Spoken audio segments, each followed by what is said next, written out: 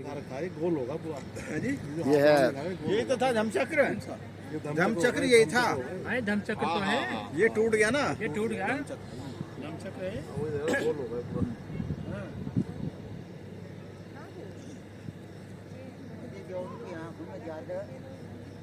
लटक रहा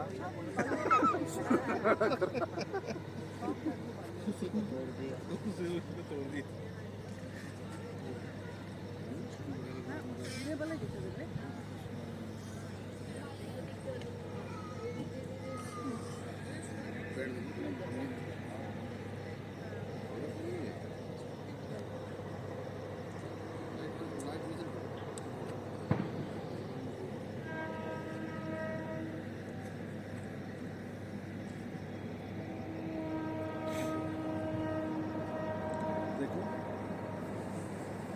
शुरू हुआ कार्यक्रम। रहे हैं समय के उस खंड में जहां आपको महात्मा बुद्ध मिलेंगे, सम्राट अशोक मिलेंगे और ऐसे बहुत से विशिष्ट चरित्र मिलेंगे जो सांची की कहानी का हिस्सा रहे। इतिहास, इतिहास, ये तुम मुझे कहाँ ले आए? काकड़ाव, चाहो तो इसे काकड़ाए, काकनाद बोट या बोट श्री पर्वत भी कह सकते हो, जिसे आज तुम सांची कहते हो। उसके ये प्राचीन नाम ही तो हैं। इतिहास, मैंने तो तुम्हें वहां ले चलने को कहा था जहां जाकर मन शांत और पवित्र हो जाता है, पर यह भयावह दृश्य देखकर मेरा मन विचलित हो रहा है। कारण है वर्तमान, कारण है। हिंसा और शांति का गहरा रिश्ता है।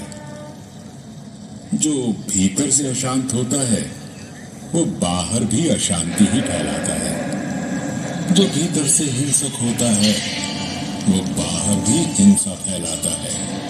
इसलिए पहले तुम भीतर से शांत हो। अब ज्योति के उस पुंज को देखो।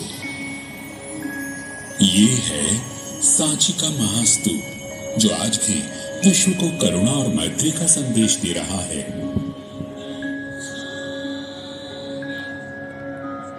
केवल तथागत बुद्ध के ही नहीं, उनके महान शिष्य सारिपुत्र और महामौदगल्यायन के अस्थि अवशेष भी सांची आए।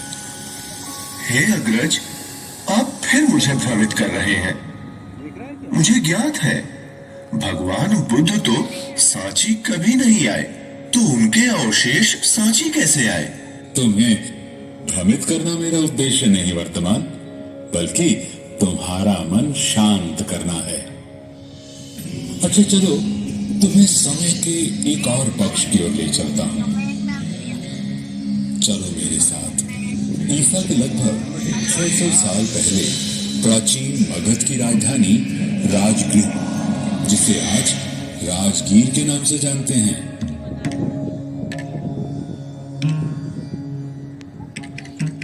ये महात्मा कौन है इतिहास, जिनके दर्शन मात्र से मेरा मन प्रेम और करुणा से भर उठा, क्रोध और शत्रुता जाती रही, हृदय दया और मैत्री जैसे कोमल भावों को पा निर्मल हो गया। अपने सौभाग्य का आभार मानो वर्तमान, जो तुम्हें भगवान बुद्ध के दर्शन हुए हैं। आज तथागत चीवर पहन, भिक्षा पात्र उठाए, भिक्षु संघ के साथ राजगृह की ओर जाते हैं। आज के दिन कुछ विशेष होने वाला है। देखो। मित्र विजय, ये बहुत भिक्षु दल तो हमारी ओर ही आ रहा है। हाँ जय, और देख, लगता है उनके आगे आगे स्वयं भगवान बुद्ध चले आते हैं। भगवान बुद्ध, मैं भी उन्हें भिक्षा दूंगा। जय रुको, तुम क्या दान दोगे? तुम्हारे पास तो अन्न भी नहीं है। प्रणाम, मेरी ओर से ये एक मुट्ठी मृदा स्वीकार करें।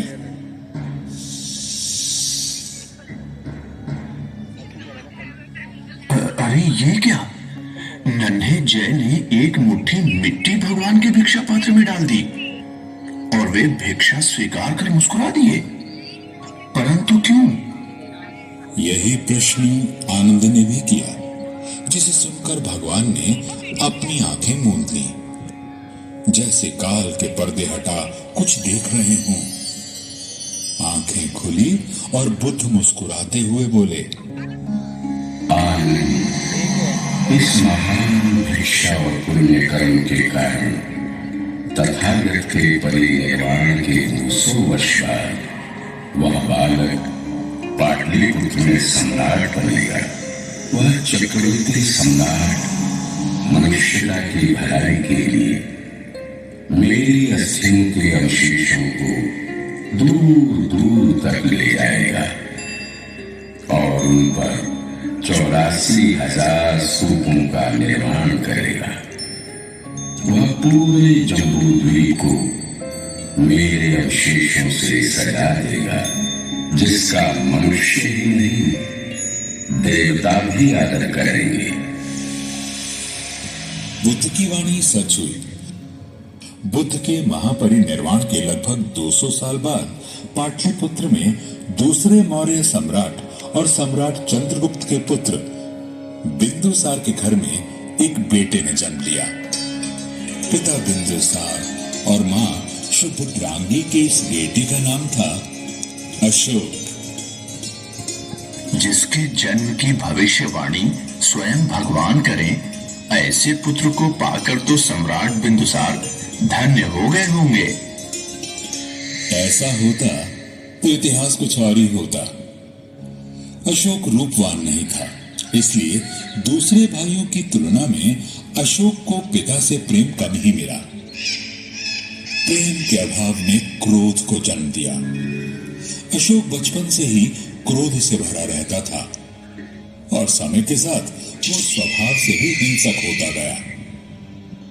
पिता ने उसे पाटलिपुत्र से दूर रखने के लिए उज्जैन का राज्यपाल बनाकर भेज दिया। जो प्रेम अशोक को पिता से नहीं मिला, वो विदिशा नगर के एक साहूकार की बेटी देवी से प्राप्त हुआ। देवी से विवाह के बाद अशोक अपनी गृहस्थी और राजकाज में व्यस्त हो गया, पर सुख के क्षण अधिक नहीं थे।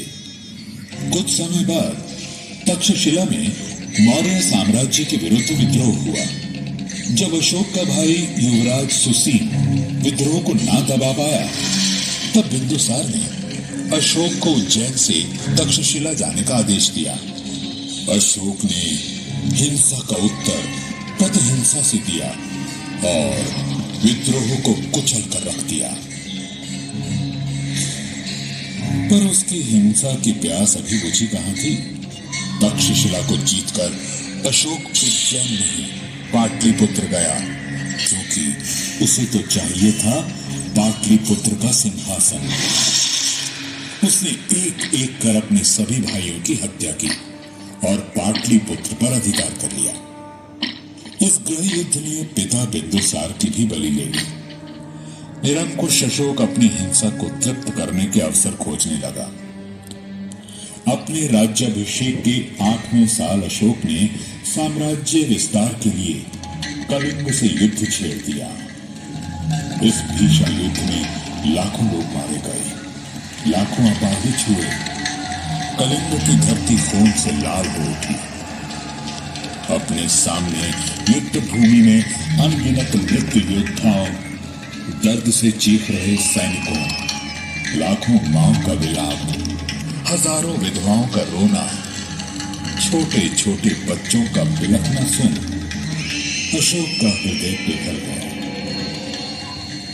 अशोक करुणा से भर उठा।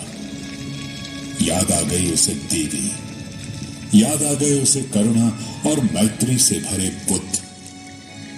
अब वो युद्ध का परिणाम तो नहीं बदल सकता था, पर अपना मार्ग तो बदल सकता था ना।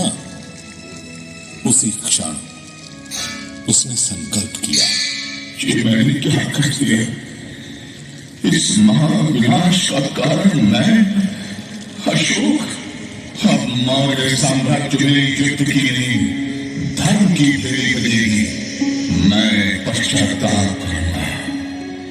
धर्म का मार्ग चुनूंगा। अशोक ने अपना नवीन पुनीत मार्ग चुन लिया और अब वो जिस यात्रा पे निकला वहां विध्वंस नहीं, केवल सृजन था। अशोक की धर्म यात्रा प्रारंभ हो चुकी थी।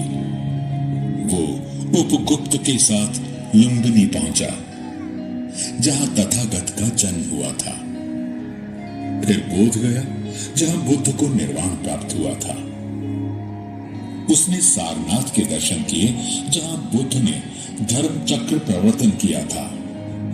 श्रावस्ती के जेतवन की यात्रा की, जहां बुद्ध ने कई वर्ष वास किया था।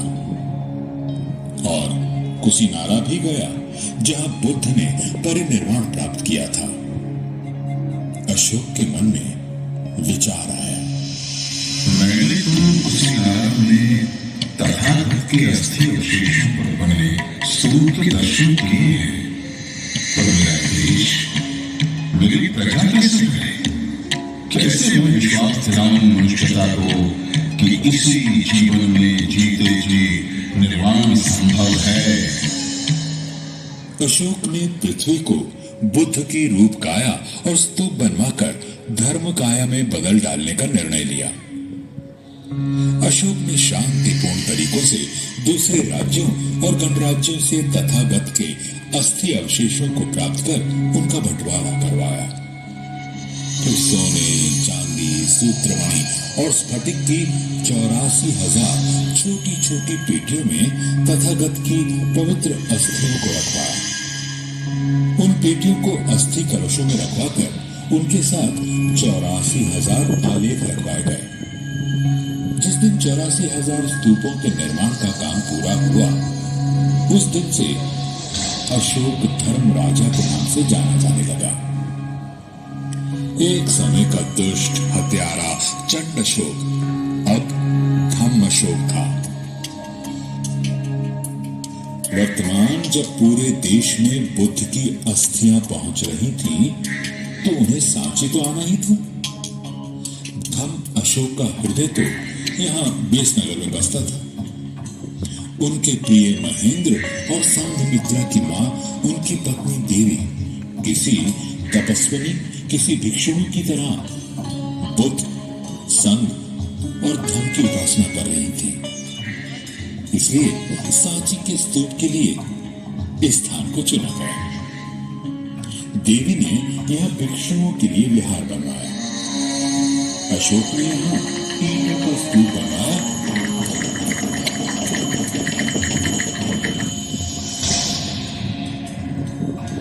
और साथ ही 42 फीट ऊंचा अशोक स्तंभ भी लगवाया। यह स्तंभ सारनाथ के अशोक स्तंभ जैसा ही था। स्तंभ पर ब्राह्मी लिपि में अशोक का शिलालेख है। सांची के आसपास अशोक ने सतधारा और सोनारी में भी स्तूप और विहार बनवाए। केवल अशोक ही नहीं, देवी विदिशा ने भी महान त्याग किए। कैसी रही होगी देवी, जिसने अपने बेटे महेंद्र को, जो भारत का सम्राट बन सकता था, 20 साल की उम्र में भिक्षु बनने दिया, और 18 साल की उम्र में अपनी बेटी संघमित्रा को भिक्षुणी बनने दिया। महेंद्र और संघमित्रा के साथ तथागत की अस्थियां और स्मृतियां जम्बू द्वीप के भीतर और बाहर यात्रा कर रही थी। जब ये हो रहा था, तो बुद्ध के पहले और दूसरे धर्म सेनापति को तो यहाँ आना ही था। पहले और दूसरे धर्म सेनापति? अब तुम किसकी कथा कह रहे हो इतिहास? अब मैं उनकी वंदना कर रहा हूं, जिनकी अस्थियां इस स्तूप क्रमांक 3 में सुरक्षित रही हैं। वे हैं सारिपुत्र और महामौदगल्याय। दोनों के परिवार का पीढ़ियों से मैत्री का संबंध था। दोनों एक ही दिन पैदा हुए। दोनों ने साथ साथ संजय विलिट्ठी पुत्र से प्रवज्ञा ली। संजय विलिट्ठी पुत्र के सिद्धांत से संतुष्ट ना होने के कारण दोनों साथ साथ तथागत के पास गए। दोनों आयु में बुद्ध से बड़े थे, पर दोनों भगवान के परम शिष्य हुए। घर छोड़ने के 7 साल बाद पिता शुद्धोदन के बहुत आग्रह करने पर बुद्ध भिक्षु संघ के साथ कपिलवस्तु गए। वहां वे नगर के बाहर न्यग्रोध वन में ठहरे। पिता शुद्धोदन के कहने पर तथागत जब यशोधरा से मिलने गए तब उन्होंने सारिपुत्र और मौदगल्यायन को साथ लिया था। भिक्षु, मैं बंधनों से मुक्त हूं, पर यशोधरा ने वर्षों से उसने मुझे देखा नहीं है, इसलिए भाव के आवेग में वह तथागत को स्पर्श करे तो उसे रोकना नहीं, तुम शांत रहना। वह जैसा भी व्यवहार करे उसे करने देना। एक और विमुक्त विरक्त विरागी बुद्ध और सामने आंसुओं की धारा में डूबती उभरती उनकी पत्नी यशोधरा। एक और पूरी मनुष्यता के लिए मन में करुणा लिए खड़े बुद्ध और सामने अपनी पीड़ा लिए खड़ी यशोधरा। और इस क्षण को एक और खड़े देख रहे थे सारिपुत्र और महामौदगल्यायन। कौन लिखता उस क्षण का आंसुओं से भीगा महाकाव्य। यशोधरा से मिलकर बुद्ध वापस जाने लगे तब यशोधरा ने बेटे राहुल को अपने पिता से अपना उत्तराधिकार मांगने को कहा। 7 साल का राहुल पिता के पीछे चल दिया। तात, मेरा उत्तराधिकार कहाँ है? तात, मुझे मेरा उत्तराधिकार चाहिए। सारिपुत्र, मेरा पुत्र उत्तराधिकार चाहता है। मैं उसे नाशवान संपत्ति नहीं दे सकता जो अपने साथ चिंताएं और दुख लाती है, लेकिन मैं उसे श्रेष्ठ जीवन का उत्तराधिकार दे सकता हूं। राहुल को प्रवचित करो। बुद्ध ने राहुल को उत्तराधिकार में धम्म का मार्ग दिया। राहुल की प्रवज्ञा में सारिपुत्र उसके उपाध्याय और महामौदगल्यायन आचार्य हुए। कई मौकों पर तथागत ने सारिपुत्र और मौदगल्यायन की मुक्त कंठ से प्रशंसा कर उनका अनुकरण करने को कहा, और ये प्रशंसा अकारण भी नहीं थी। जिस तरह उन दोनों ने बुद्ध का अनुकरण किया वैसा और कोई नहीं कर पाया। मन, वचन, कर्म से वे दोनों बुद्ध ही हो गए थे। जब परिनिर्वाण का समय निकट आया तब भी सारिपुत्र औरों के उद्धार के बारे में ही चिंतित था। वो अपनी मां, अपनी जननी के पास गया और उन्हें धम्म का मार्ग दिखाते हुए प्रकाश में लीन हो गया। महामौदगल्यायन का अपने मित्र से वियोग हुआ, पर अधिक समय के लिए नहीं। अपने संचित कर्मों का हिसाब किए बिना परिनिर्वाण संभव नहीं।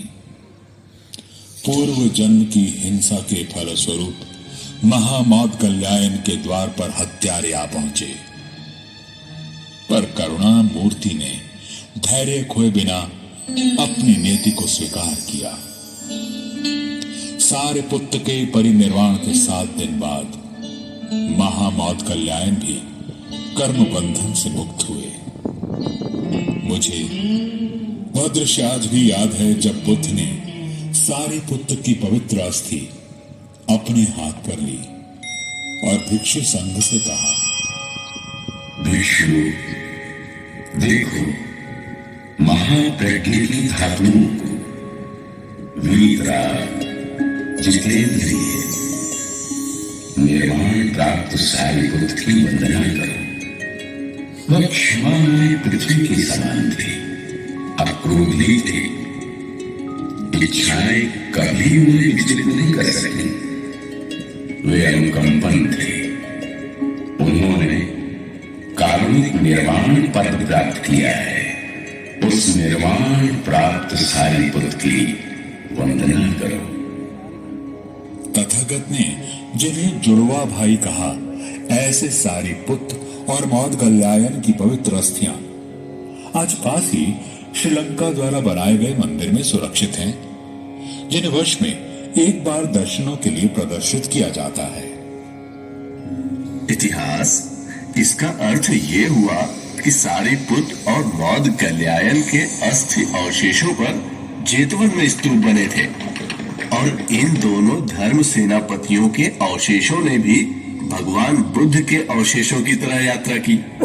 ठीक कहा तुमने वर्तमान, यह कार्य भी अशोक द्वारा ही करवाया गया, पर दोनों भिक्षुओं के अवशेष सांची में हैं, ये बात इतिहास में कहीं खो गई और उसे फिर प्रकाश में आने में कई वर्ष लगे।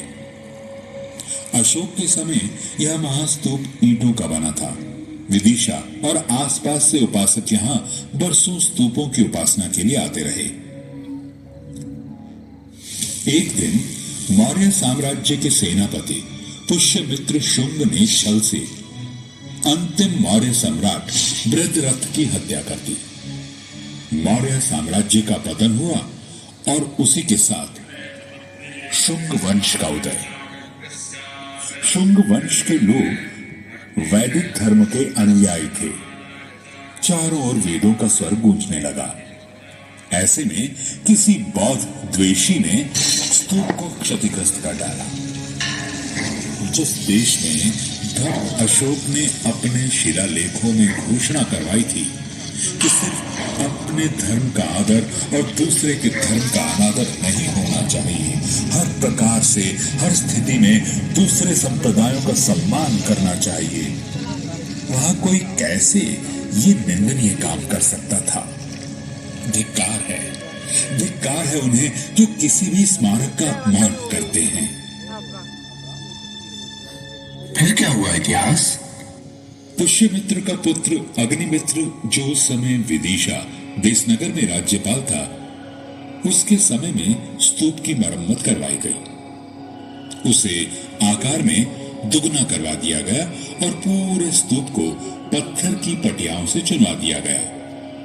शुंग वंश के बाद सातवाहनों के शासन में ईसा से पहली शताब्दी में चारों दिशाओं में 4 तोरण द्वार और स्तूप के चारों ओर वेदिका जोड़ी गई। तोरण द्वारों पर जातक कथाएं, बुद्ध के जीवन की महत्वपूर्ण ऐतिहासिक घटनाएं और उसके बाद के धम्म से संबंधित इतिहास और आख्यानों को शिल्पों में उकेरा गया है। इनमें अशोक का बोधि वृक्ष का दर्शन और प्रवास भी उल्लेखनीय है।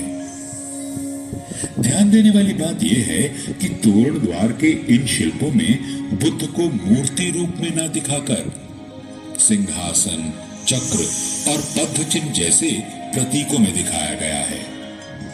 गुप्त सम्राट वैष्णव धर्म के समर्थक थे, पर उनके शासन में सांची और कला का विकास हुआ। गुप्त काल में स्तूप के पास कई मंदिर और विहार भी बने। 7वीं से 12वीं शताब्दी तक मंदिर और विहारों का निर्माण होता रहा और वैदिक धर्म और बुद्ध धर्म साथ साथ पनपते रहे। साम्राज्य बदलते रहे, पर सांची बदलती हुई राजनीति से अप्रभावित निरंतर समृद्ध होती रही। 14वीं शताब्दी के बाद सांची वीरान हो गया। सन 1818 में सांची प्रकाश में तब आया जब जनरल टेलर ने सांची के खंडहरों को ढूंढ निकाला। खंडहरों के प्रकाश में आते ही सांची खजानों की खोज करने वाले शिकारियों और उत्साही पर अप्रशिक्षित पुरातत्व शास्त्रियों का शिकार स्थल बन गया। स्मारकों में छिपे रहस्यों को ढूंढने और छिपे खजानों को लूटने की चाह ने सांची के स्मारकों को बड़ा नुकसान पहुंचाया। 1851 में सर अलेक्जेंडर कनिंघम और कैप्टन एफ.सी. मेसी द्वारा कई स्मारकों की खुदाई करने की जल्दबाजी ने भी स्मारकों के नुकसान और लूट में योगदान दिया। हालांकि वे स्तूप क्रमांक 2 और 3 से अस्थि अवशेषों की छोटी छोटी पेटियां पाने में सफल हुए। स्तूप क्रमांक 3 से मिली 2 पेटियों के ढक्कन पर छोटा अभिलेख लिखा था। जो पेटी दक्षिण की ओर थी उस पर लिखा था सारीपुत्स यानी सारिपुत्र की, और जो उत्तर की ओर थी उस पर लिखा था महामोगलांस यानी महामौदगल्यायन के। ओह, यानी अभिलेखों के कारण सारिपुत्र और मौदगल्यायन के अवशेषों की पहचान हुई। हाँ, दोनों मित्र जन्म में साथ रहे, जीवन में साथ रहे, परिनिर्वाण में साथ रहे और स्तूप में भी साथ साथ रहे, दाएं और बाएं, जैसे दोनों बुद्ध के दाएं और बाएं रहा करते थे। सांची के पास सतधार के स्तूप में भी इस प्रकार सारिपुत्र और महामौदगल्यायन के अस्थि अवशेष मिले। सन 1912 से 1918 तक सर जॉन मार्शल ने व्यवस्थित उत्खनन कर स्तूपों एवं विहारों को सामने लाने एवं वर्तमान स्वरूप में लाने के लिए अथक प्रयास किया। इतिहास, पर यहाँ स्तूपों के साथ साथ मंदिर भी तो हैं। मंदिर में तो धर्म का ही मार्ग दिखाते हैं वर्तमान, और एक दूसरे के धर्म का आदर करना ही सहिष्णुता है। आज सांची में 3 स्तूपों सहित लगभग 50 स्मारक हैं। इतिहास के अलग अलग कालखंडों में समन्वय और सहिष्णुता, यही तो सांची और भारत का दर्शन है। मेरा कार्य पूरा हुआ, अब मुझे लौटना है वहां जहां बुद्ध और उनके धम्म सेनापति सारिपुत्र और महामौदगल्यायन तथागत के अग्रश्रावक और अग्रश्राविकाएं धम्मोपासक अपने कदमों के निशान छोड़ गए हैं। मेरा यही संदेश है तुम्हारे लिए और उन सब के लिए जिन तक मेरी आवाज पहुंच रही है। आप लोग बुद्ध, संघ और धम्म की महान परंपरा के उत्तराधिकारी हो। आप खुद निर्णय लो, आपको द्वेष, कलह, पीड़ा और युद्ध का रास्ता चुनना है या प्रेम, करुणा, निर्वाण सिखाते बुद्ध का। आपका संसार कैसा हो, अब ये आप ही के हाथों में है।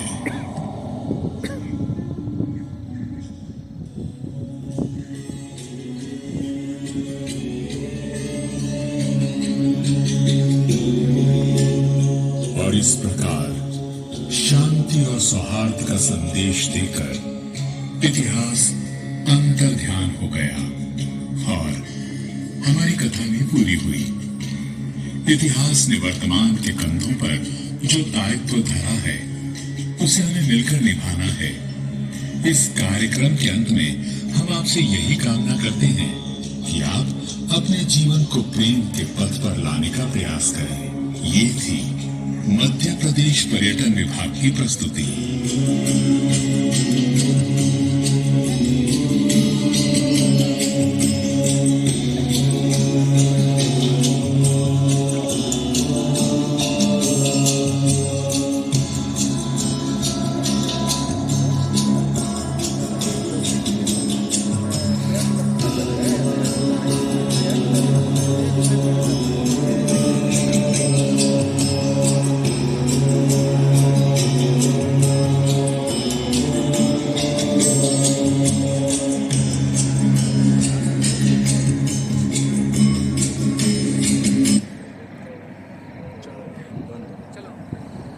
मजा आ गया। बहुत बढ़िया। हाँ?